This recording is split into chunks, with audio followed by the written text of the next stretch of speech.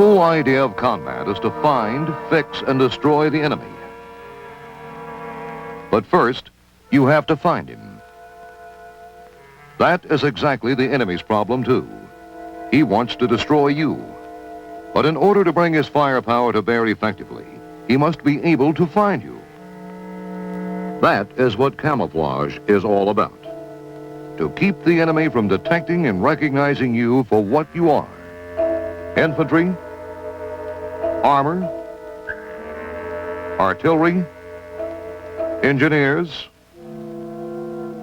transportation, signal, or other support personnel and equipment.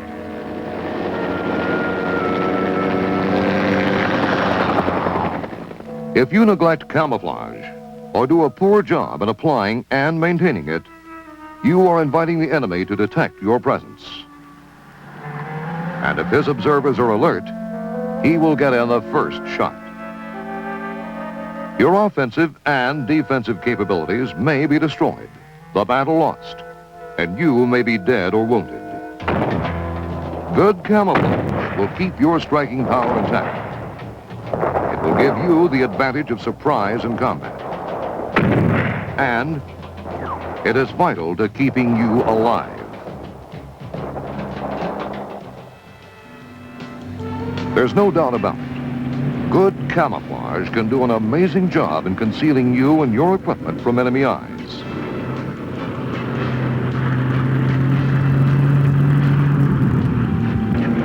Because we used good camouflage procedures, this enemy scout car was not able to detect our presence until too late.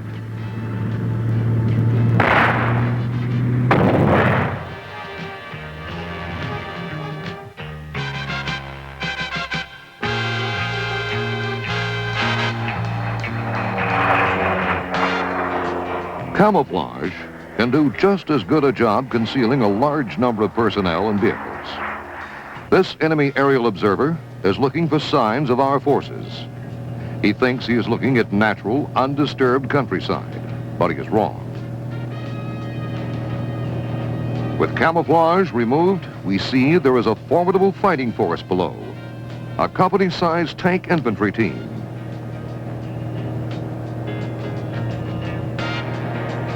These examples illustrate the purpose of good camouflage. To occupy an area but in no way disrupt its natural appearance.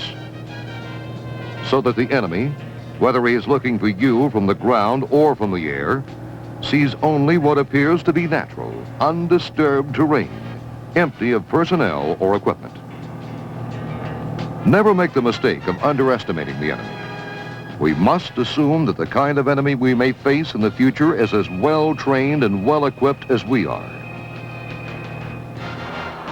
In order to remain a step ahead of him, we must constantly practice and improve our camouflage ability to deceive him. What it adds up to is that you as a soldier must think camouflage constantly, day and night, both as an individual and as a member of a unit. By knowing how the enemy uses his capabilities for detection and recognition, you will understand how to conceal your presence successfully.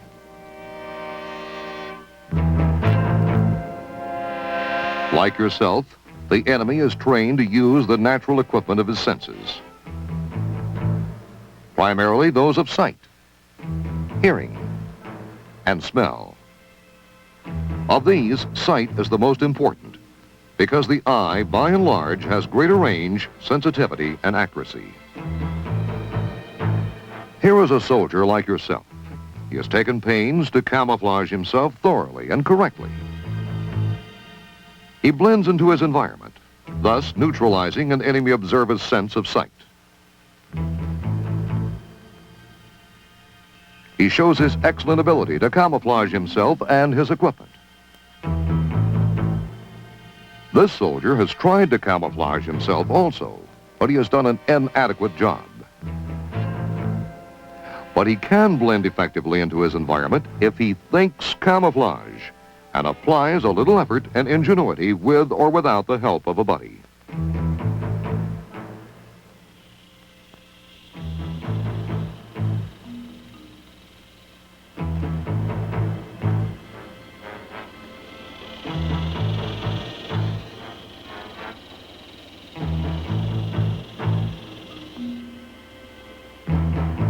We're looking at the same man again, from the same distance as before. He's out there all right, in the same position. But now, even a sharp-eyed observer would find it hard to spot him. As you can see, by improvising carefully with whatever materials he finds at hand, the second rifleman now blends with his environment as effectively as the first one. But doing a thorough job in camouflaging clothing and personal gear is only a basic step in preventing detection by the enemy.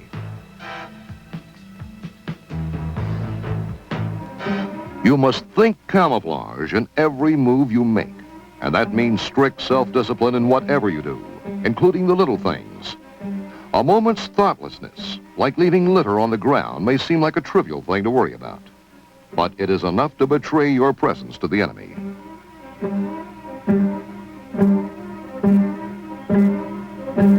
You can't relax camouflage discipline at night either. Darkness may make you less visible to the enemy, but the slightest breach of this discipline can reveal your presence to him. Even the tiny glow of a cigarette will pinpoint you to the enemy. Poor light discipline is the worst menace to camouflage at night. Remember, anytime you stop thinking camouflage, even for an instant, you are putting your life on the line. A moment's lapse can mean eternity for you. So far, we have stressed the need for you as an individual soldier to think camouflage. But in most tactical situations, you will be operating as part of a team along with other infantrymen. Here is a typical situation. An infantry unit on the forward edge of the battle area holding a fixed defensive position. Its men are dug in on the upper slope of a rise overlooking a possible avenue of approach by the enemy. The unit consists of a platoon on line and two-man foxholes. One squad, whose positions we just saw, did a good job at camouflaging them. They cannot be seen at this distance. Some of the men in the second squad, however, have been careless. They have failed to camouflage their foxholes adequately. In combat, a little negligence goes a long way. The wrong way, unfortunately. The inadequately camouflaged foxholes of the second squad are easily detected by the trained eye of this enemy.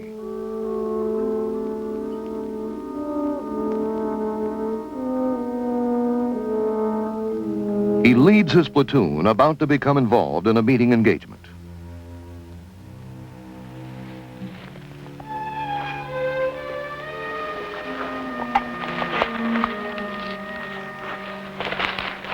Red Dog 1, this is Red Dog Alpha.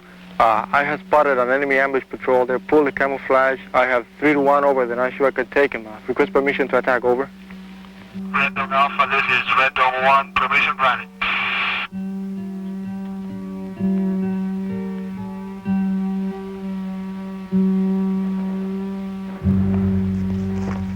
He calls his squad leaders together and briefs them quickly, committing his platoon to action without delay. His troops move forward to firing positions, taking advantage of natural cover and concealment to avoid detection.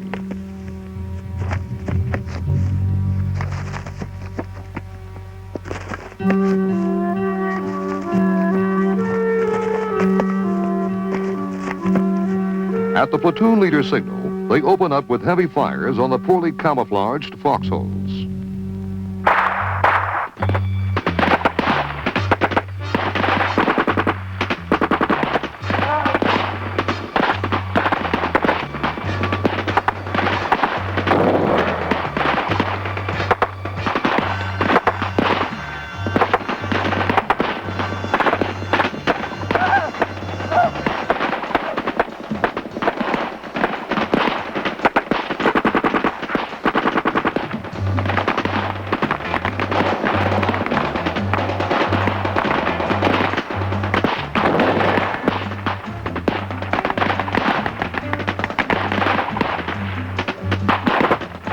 The well-camouflaged 1st and 3rd squads, still undetected by the enemy, react to the attack.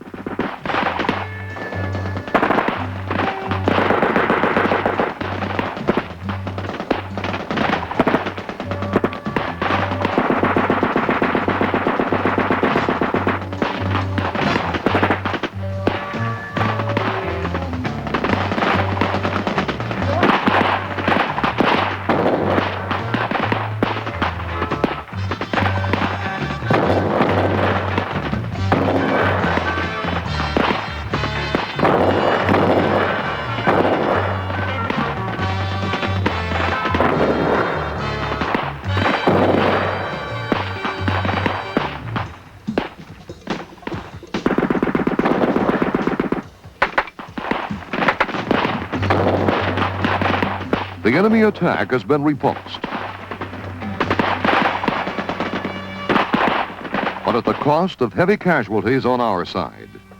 It's plain that when you're operating as part of a team, you cannot relax proper camouflage procedures. If you do, you are risking the lives of your teammates as well as your own. Had these men done their job properly, they would still be alive, and the enemy platoon taken by surprise. There's no question that you, as a rifleman, have a big job thinking camouflage all the time and working steadily at it. But consider the armored soldier. He must not only think camouflage as an individual and as a teammate in his crew, he must also think camouflage for his tank.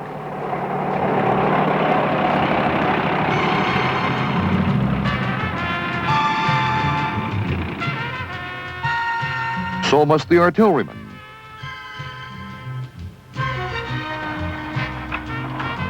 And the engineer with his bulky equipment. This mobile assault bridge has been camouflaged on the bank and is driven into the river and assembled when needed. After the crossing has been completed, it will be disassembled and hidden on the bank again.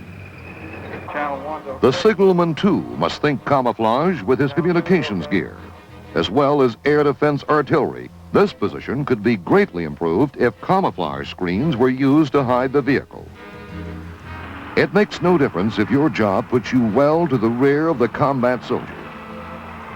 Whether you work at a field headquarters, a supply point or maintenance area, a field hospital or other support activity, a man in a rear echelon may be relatively safe from ground observation, but he is just as vulnerable to aerial observation as the frontline soldier. Probably even more so, since he has a profusion of bulky vehicles and material around him.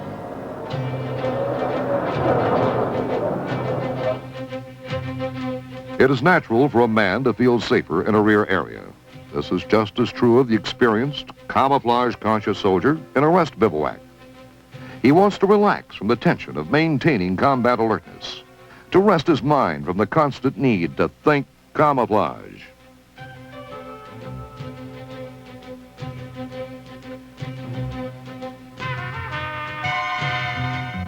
He lets himself get careless, especially in the small habits and chores of everyday living, forgetting that any kind of litter left in the open is like a marker for enemy eyes and guns.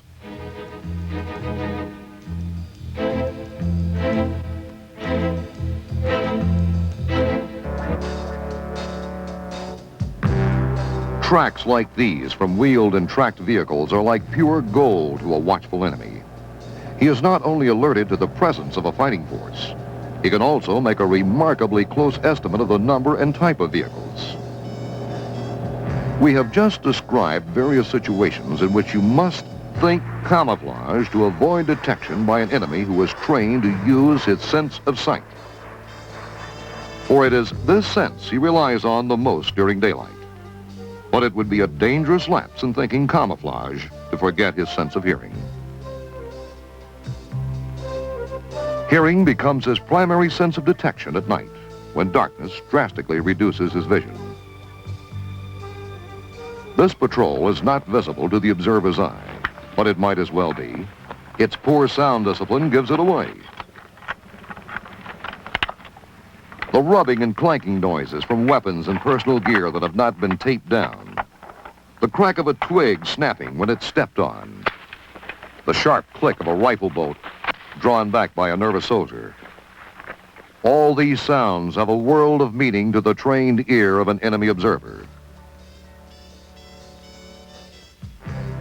And don't overlook the usefulness of the sense of smell. You may be invisible and inaudible to an enemy trying to detect you, but odors can give you away too. Cooking food, the smell of tobacco smoke. All these odors can carry surprising distances to an enemy downwind. It is all he needs to tell him that you are in the area. So you must maintain strict camouflage discipline against all the human senses the enemy can use to detect you. Nor can you afford to forget that this human capability for direct detection and recognition is backed up by a variety of non-human, indirect methods of a technological nature, of which aerial photography is one of the most highly developed and accurate. Interpreting aerial photographs is done by highly trained specialists.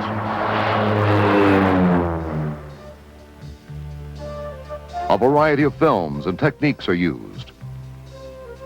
For example, black and white, infrared, or camouflage detection film. Suffice it to say that this indirect method of observation is very effective in detecting poorly done camouflage.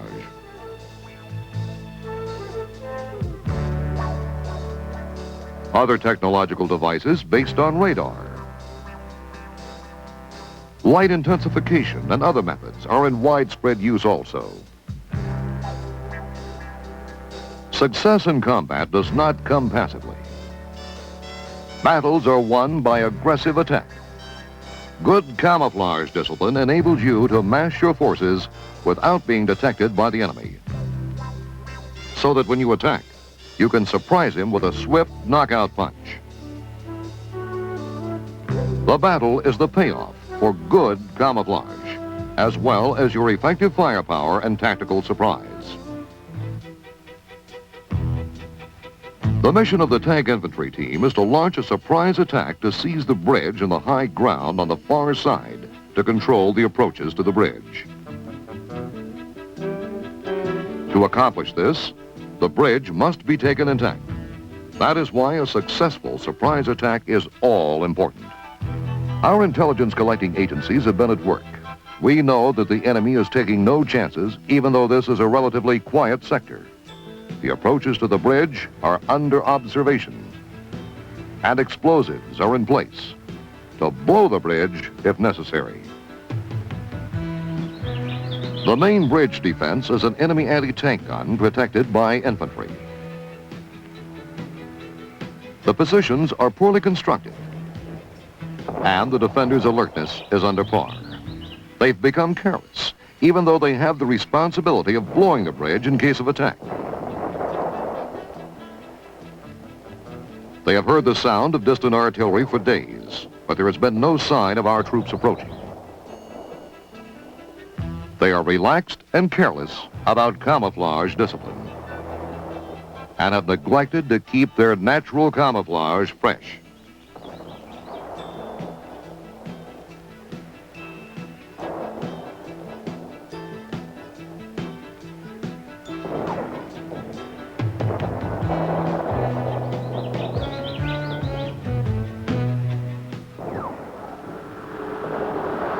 The powerful company-sized tank infantry team with engineers attached has been given a critical mission against the enemy. It has been moved forward from the rear, traveling at night to escape detection, and stopping in pre-selected assembly areas where it remains during daylight under maximum camouflage.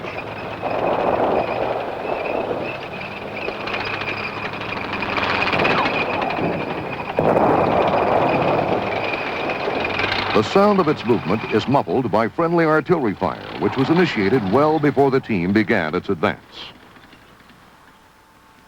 Its radio net has gone silent, but to deceive the enemy who might be listening in, its normal radio transmissions were picked up earlier and continued by a friendly unit, so that continuity of radio transmission would be unbroken. It has displaced forward twice and now is taking up camouflage positions in its final assembly area from which it would launch its attack. The tank infantry team has kept the highest level of camouflage discipline. Thanks to this, the vehicles and men remain undetected from the ground and from the air.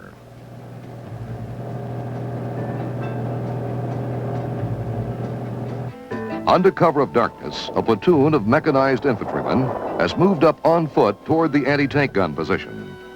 They use available concealed routes, using natural cover, and observe strict sound discipline to avoid detection by the enemy.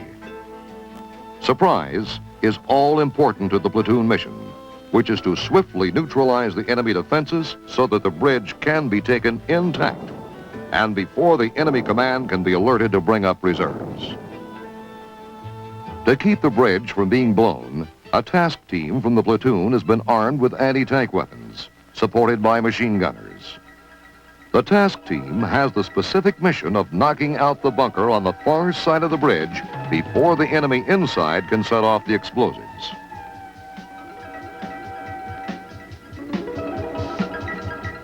Careful planning, training, and good camouflage have paid off. There is no sign the enemy is aware that attack is imminent. The platoon leader signals his men to assault.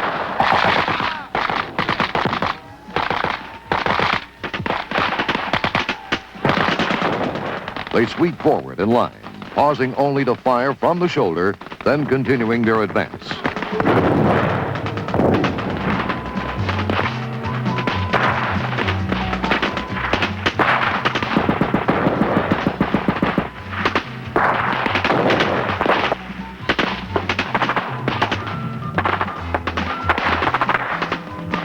Now the engineers go into action, removing the explosives planted on the bridge.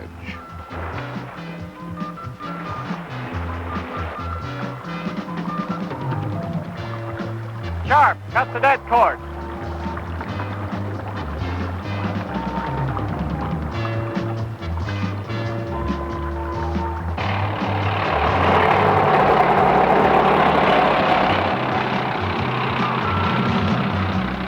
The way is now clear for the tanks, and they immediately race across the bridge. The enemy is completely neutralized, and the tank infantry team secures the bridge and key terrain beyond with little opposition. The tank infantry team has accomplished its mission. And good camouflage has played a key part in its success. They have trained themselves to use it automatically as part of their everyday battle dress. You should do the same. Thinking camouflage should be as normal and habitual as taking care of your weapon. It is not only a great help toward success in combat, it is absolutely vital for survival on the battlefield.